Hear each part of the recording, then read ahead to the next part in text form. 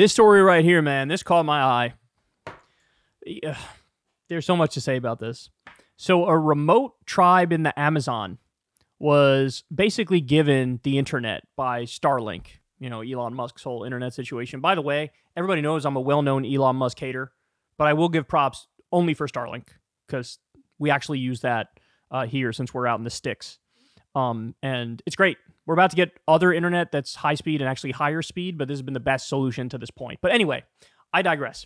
So a remote tribe in the Amazon was given internet. And then what happened? They immediately got hooked on porn and social media. All right, I'll give you some more details, and then we'll discuss it. A reclusive tribe in the Amazon finally got hooked up to the internet thanks to Elon Musk, only to be torn apart by social media and pornography addiction, elders complain. Brazil's 2,000-member Marubo tribe has been left bitterly divided by the arrival of the Tesla founder's Starlink service 9 months ago, which connected the remote rainforest community along the Itui River to the web for the first time. When it arrived, everyone was happy. Sainama Marubo, 73, told the New York Times, but now things have gotten worse. Young people have gotten lazy because of the internet. They're learning the ways of the white people. What an amazing quote. The Marubo are a chaste tribe who even frown upon kissing in public. But Alfredo Marubo, all Marubo use the same last name, said he is anxious that the arrival of the service, which delivers super-fast internet to far-flung corners of the planet and has been billed as a game-changer by Musk, could upend standards of decorum. Alfredo said many young Marubo men have been sharing porn videos in group chats, and he has already observed more aggressive sexual behavior in some of them. Does anybody else find that bizarre? Like, if you got a group chat, isn't it, like, intuitively the case that you probably shouldn't just share a porn video in there, right? I don't know. Am I giving humanity too much credit in assuming that the default setting would be everybody thinks that's weird? Because apparently they get the internet, they get the porn, and they're just like, hey, gotta send this to Jeff, right? Like, hey, look at this one, bro. I don't know. We're worried young people are going to want to try it, he said of the kinky sex acts they've suddenly been exposed to on screen. Everyone is so connected that sometimes they don't even talk to their... Everybody is so connected that sometimes they don't even talk to their own family. Starlink works by connecting antennas to 6,000 low-orbiting satellites. The necessary antennas were donated to the tribe by American entrepreneur Allison Renault. Initially, the internet was heralded as a positive for the remote tribe, who were able to quickly contact authorities for help with emergencies, including potentially deadly snake bites. See, that's really interesting. It already saved lives. Enoch Marubo, 40 years old, stated, members are also able to share educational resources with other Amazonian tribes and connect with friends and family who now live elsewhere. It has also opened up a world of possibilities for young Marubo, some of whom have been unable to conceptualize what lays beyond their immediate surrounds. One teen told The Times that she now dreams of traveling the world, while another says she aspires to become a dentist in Sao Paulo.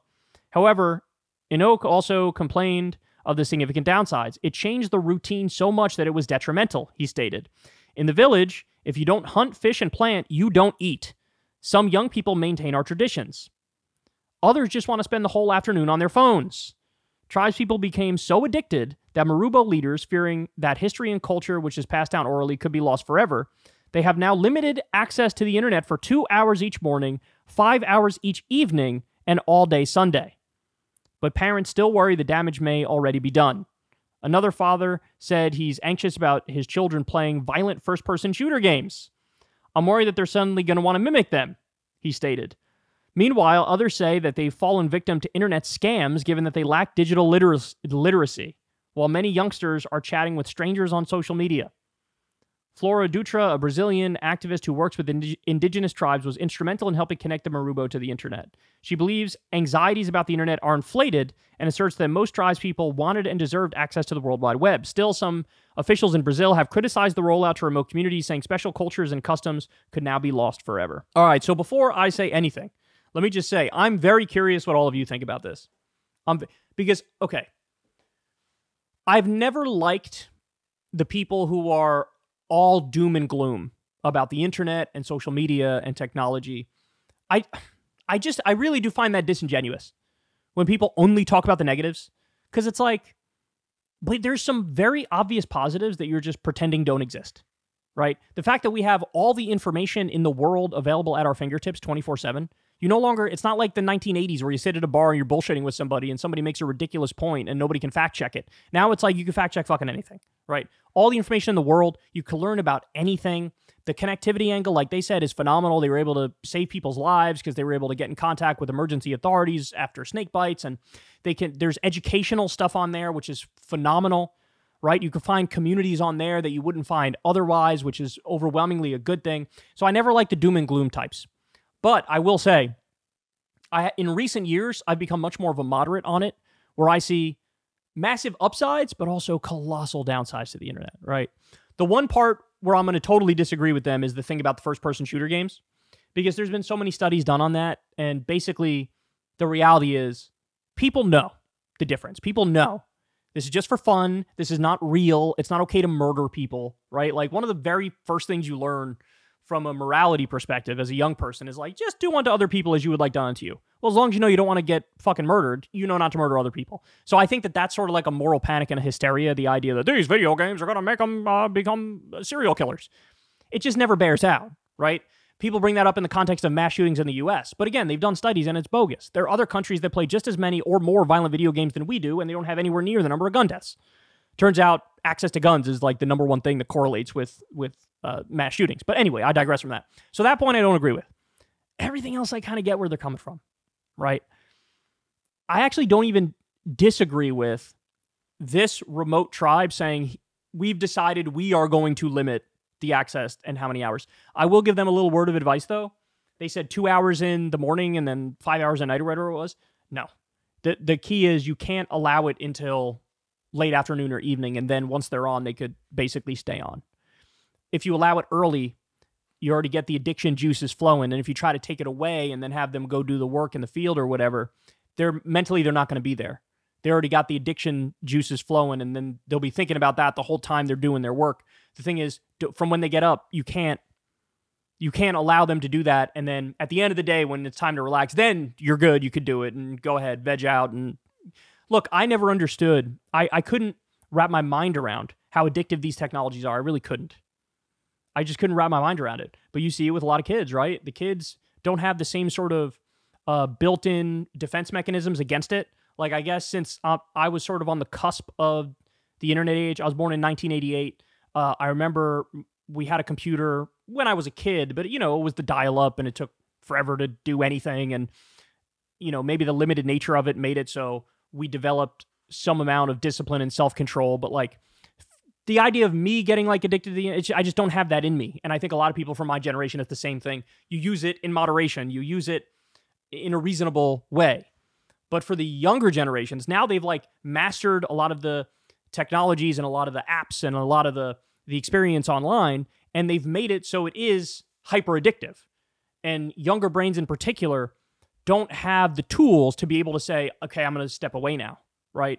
You can give a kid a computer in the morning and walk away, and they'll just use it for 12 hours. And you're like, how? How did you do that? And it's nothing that just happens, right? So I kind of understand where this tribe is coming from. So ultimately, where do I fall on it? Look, I'm happy they got the internet because I think that overall it's a net positive to save people if they get the snake bites, to get in contact with emergency services if they need them, to learn, other things that could be useful for survival out there in the wilderness where they live. So ultimately, I support them doing that. I support them getting the internet. But at the same time, do I think they're actually having a real struggle with addiction? I do. And I'm not surprised they all got addicted to porn. I'm not surprised they all got addicted to social media. I'm not surprised they're falling for scams. What it shows is all the things you and I take for granted about like internet and media literacy and tech literacy, we do take it for granted. That it's something you have to learn. It's something you have to be introduced to. It's something that develops. It's not something that's just innate, right? I just assumed like everybody knows you don't fucking fall for the scam, right? You say no to everything online. Everybody knows that. Wrong. Everybody doesn't know that, right? And this is a great example of it here. So ultimately, I'm happy they got the internet, but if I were them in their context, it's like, let them start using it at 6 o'clock at night or 7 o'clock at night, and then that's when they're allowed to use it. Not allowed in the morning, not allowed in the afternoon, because you got to keep society functioning. And they're in a much different boat than a more industrial society is, right? I don't think it's possible to do that in the society we currently have, nor do I think it's a good idea. I think that's actually relatively authoritarian in the context of a developed industrialized society. It's not really possible to do it here. But in their context, remote Amazon tribe, I understand where they're coming from. And I'd maybe even be a little bit stricter in terms of the rules, right? So anyway, I'm curious what all you guys think, but this is a wild story, man. This is an absolute wild story. It turns out, it really goes to show you, it's actually true that these things have the potential to be just as addictive as cigarettes and alcohol and heroin. And you got to use caution. You got to proceed with caution. You got to develop the tools and the discipline and the knowledge in order to like be able to navigate the tech and internet era. It's not just a given that everything will work out with it. And clearly that's not the case. Look at what happened here. Hey y'all, do me a favor and like and subscribe. It helps out big time in the algorithm. Click the bell as well for notifications when videos drop, and watch that video on screen right now. You know you want to.